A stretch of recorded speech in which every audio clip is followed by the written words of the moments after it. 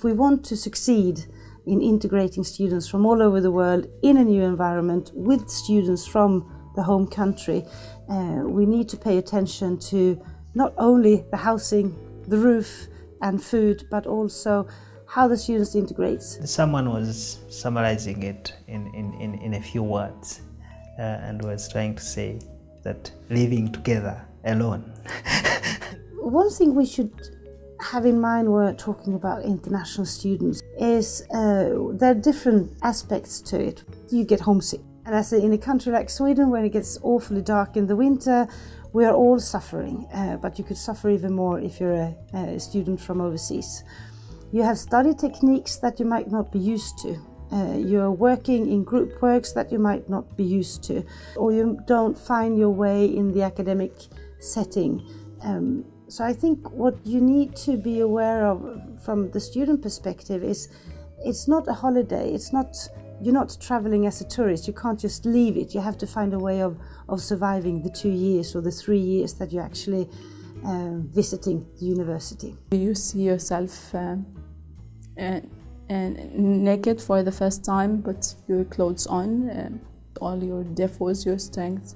Students suffering from homesickness can actually affect you fairly bad. It's really challenging to live away, and you always miss your people, you always miss your family.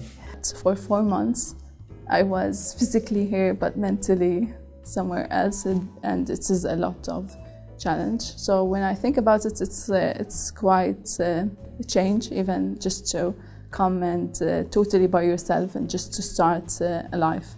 And as an international coordinator, equally to a teacher, you can do quite a lot to support that student by making sure that there are other people around.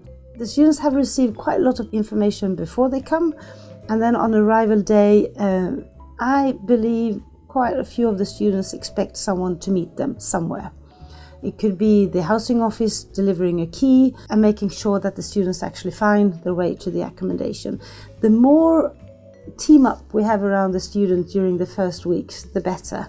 I've realized that some of the information, of course, on the website itself, but it's not as you wanted, like in a personal or individual level. We should also be careful about not putting everything on the web and kind of directing the students saying all the information is found on the following web page, but having a personal contact with the student.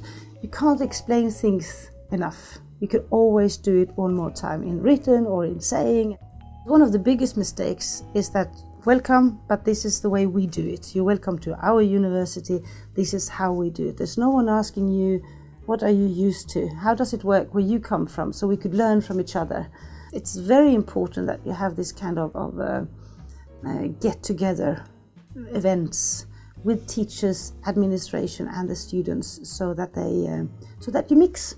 It's very hard to convince like Swedish even students to come and join and stuff. I think you can become really good friends after time, but then you stay friends forever. When we are talking about international students, we should be very careful about categorizing the students in one group and then you have the home students in another group. I think what universities today are probably struggling with is to integrate the student groups with each other and the benefits that we actually get from having one group of students. You might come from very many different places, but it should be one group of students. If we want to develop as a university, we should also be involving the students and learning from the students as an academic staff, as administrating staff and as students.